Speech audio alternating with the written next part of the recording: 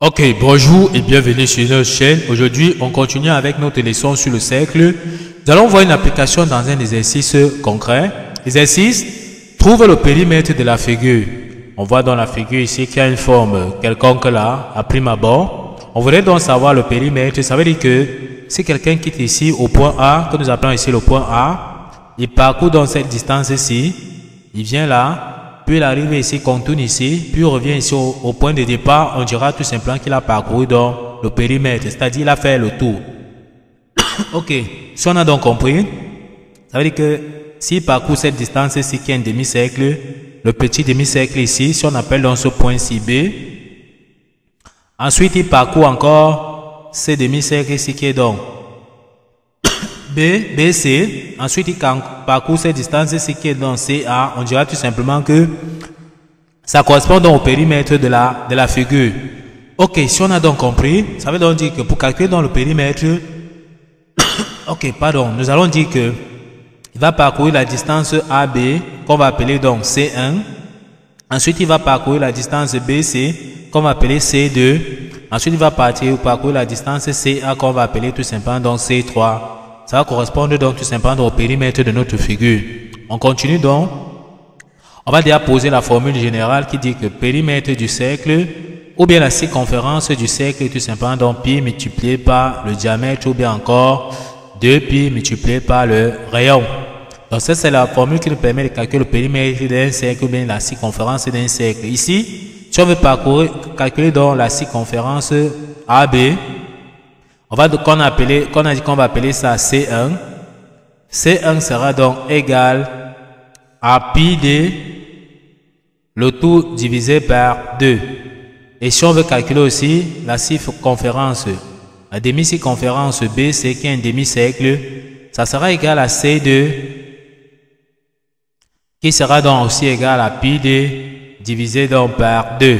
D'accord? Parce qu'on voit que c'est un demi-cercle, sachant que la distance AB, c'est ça que nous appelons donc D qui correspond au diamètre. Et la distance BC, nous appelons aussi ça D.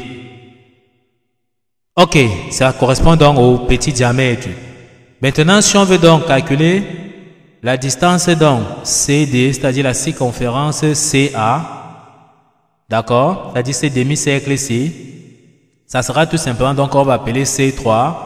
On va donc dire que C3 sera donc égal à pi multiplié par le grand diamètre dans le tout divisé par 2 parce qu'on voit que c'est un demi-A de cercle, d'accord? Donc ici, c'est un demi-A de cercle, dans le grand cercle ici. On va appeler donc son diamètre ici, c'est-à-dire la distance AC qui tend de A jusqu'ici, jusqu'au point C, c'est ça qu'on va appeler ici grand D.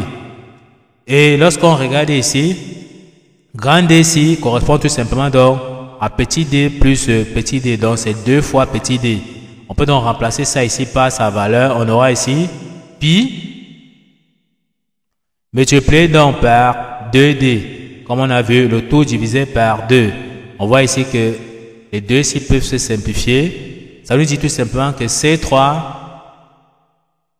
est tout simplement donc égal à pi d. Or, si on veut donc calculer le périmètre de notre figure qui est tout simplement P, d'accord, ou bien la circonférence totale, ça sera égal à C1 plus C2 plus C3.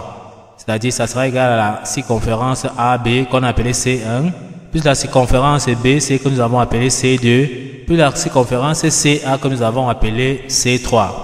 On peut donc dire ici qu'on va remplacer donc P, sera donc égal à la circonférence totale. C1, nous avons vu que c'est pi d, le tout sur 2, plus C1 c'est pi d sur 2, plus C2 qui est aussi encore égal à pi d, le tout sur 2, plus C3 qu'on a vu qui est tout simplement donc pi d. Or si on regarde bien, pi d plus pi d, c'est tout pi d sur 2 plus pi d sur 2, c'est tout simplement donc pi d sur, c'est tout simplement donc pi d. Donc ici on aura donc, on peut donc dire ici que le périmètre qu'on cherche ici sera tout simplement donc pi d plus pi d.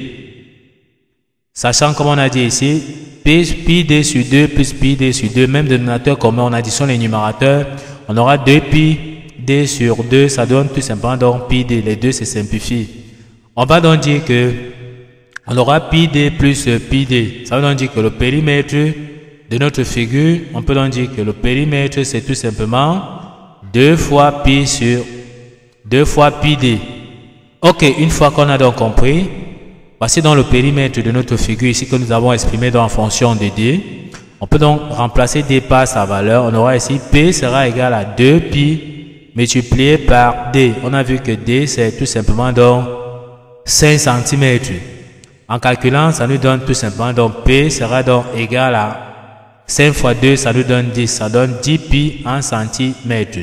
Donc voici donc la valeur du périmètre donc de notre figure que nous avons donc trouvé. Il s'agit donc de la valeur exacte de notre périmètre. Cependant, on peut trouver la valeur approchée donc de notre périmètre. P sera égal à 10 multiplié donc par 3,14. On peut donc dire que P sera donc égal 10 fois 3,14, ça nous donne tout simplement donc 31,4. Sur ceci donc en centimètres. On peut donc encadrer tout simplement la valeur approchée donc du périmètre de notre figure. Voici donc la valeur exacte du périmètre de notre figure. Voici la valeur approchée du périmètre de notre figure que nous avons donc trouvé, c'est-à-dire la distance donc AB plus la distance BC plus la courbe donc CA. On a donc fait le tour et c'est le périmètre de notre figure que nous venons comme ça de trouver. Nous sommes donc arrivés au terme de cette vidéo. Ne manquez pas de vous abonner à la chaîne, de liker la vidéo, de partager la vidéo aux proches et amis et d'activer donc la cloche de notification pour ne plus manquer nos prochaines vidéos. Sur ce, à bientôt.